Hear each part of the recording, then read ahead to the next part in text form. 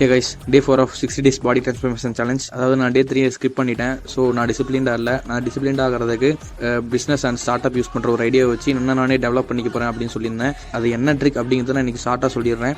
ஏன் நான் ஷார்ட்டாக சொல்கிறேன் அப்படின்னா, நம்ம கண்டென்ட் மாதிரி போயிடக்கூடாது. அதனால நம்மளோட கண்டென்ட்டை தெளிவாக பண்ணிட்டு நெக்ஸ்ட் அதை போடுவோம். ஒரு ஸ்டார்ட் அப் இருக்காங்க அப்படின்னா ஒரு ப்ராப்ளம் ஸ்டேட்மெண்ட் சூஸ் பண்ணுவாங்க. நமக்கு ப்ராப்ளம் ஸ்டேட்மெண்ட் நம்ம என்ன சூஸ் பண்ணியிருக்கோம் அப்படின்னா 60 days பாடி டிரான்ஸ்ஃபர்மேஷன் சேலஞ்ச். இதுதான் நம்மளோட ப்ராப்ளம் ஸ்டேட்மெண்ட். இதில் நம்ம தெளிவாக இருக்கணும். இதுதான் ப்ராப்ளம் ஸ்டேட்மெண்ட், இதை தான் பண்ண போகிறோம் அப்படிங்கிறது தெளிவாக இருந்தோம்னா நெக்ஸ்ட் ஸ்டெப்புக்கு போகணும்.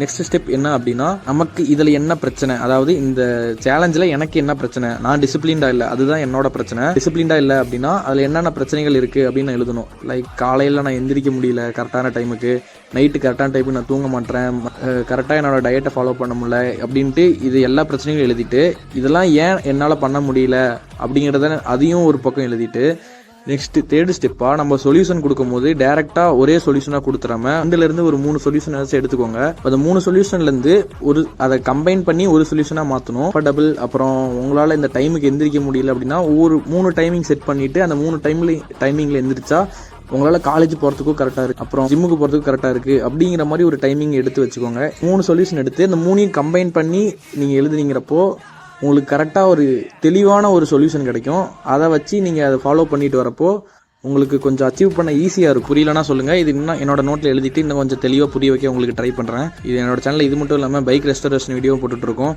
ஸோ இது பைக்கர்ஸுக்கும் செட். உங்கள் ஃப்ரெண்ட்ஸுக்கு ஷேர் பண்ணுங்கள். நம்ம சேனலை சப்ஸ்கிரைப் பண்ணி வச்சுக்கோங்க. ஓகே, பாய்.